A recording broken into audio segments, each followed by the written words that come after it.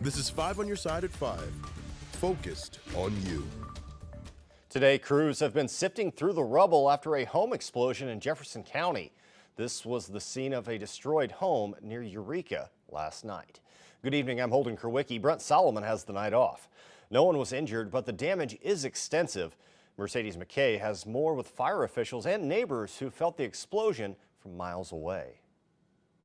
I know it's 4th of July, and I hit this boom, and I'm like, wait a minute, it made my whole house shake. And I'm like, that was no firecracker. Middleton Carruthers was one of the many in Jefferson County who felt the impact of an explosion that turned this home into rubble. I live, like I said, I'm an easy 3 football fields away. Eureka Fire Protection District Assistant Chief Scott Barthelmess says mutual aid crews were called to the home on River End Drive just after 11 o'clock Friday night. After quickly putting the fire out, neighbors told them several people may be trapped beneath the destruction. We did spend until about 4:30 this morning with our crews and mutual aid crews and going through and literally taking apart the collapsed debris and looking for void spaces in that there. Barthelmess says 3 people lived in this home and 2 have been accounted for. We are very confident that there's no one here, that person's just unaccounted for. The backside of the home revealing even more just how extensive the damage is here. People on social media commented that they live in Wildwood, miles away,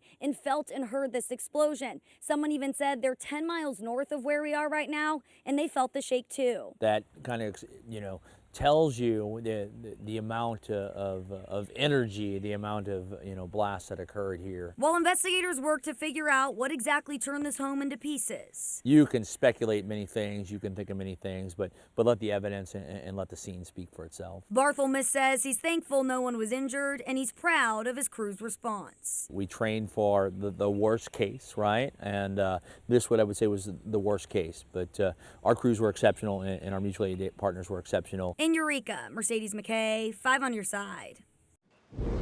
Right now, we are working to learn more about a deadly shooting in North St. Louis. Officers responded to Whittier and St. Louis Avenue for calls of a shooting around 9 this morning. A man was found dead. Right now, we do not know what led up to the shooting. We are also working to learn more about a shooting in Carr Square that sent a 15-year-old boy to the hospital.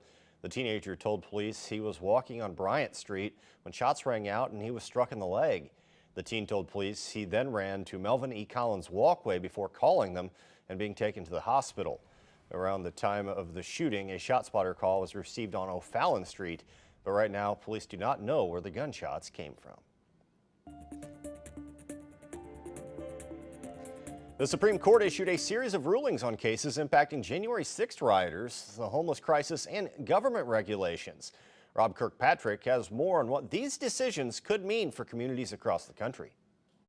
The Supreme Court overturned a 40-year precedent in Chevron versus the Natural Resources Defense Council that could have sweeping implications for the environment, public health, and the workplace. This is something that has been in the crosshairs of conservative jurists for a long time. And there's been no secret of the fact that when it comes to certain decisions, and this is one of the big ones called Chevron deference, that this is something that conservative jurists have said it's inappropriate that we defer this much to executive agencies. The decision is expected to affect a wide array of federal regulations and hands an important victory to conservatives who have sought for years to rein in what they call, quote, the administrative state.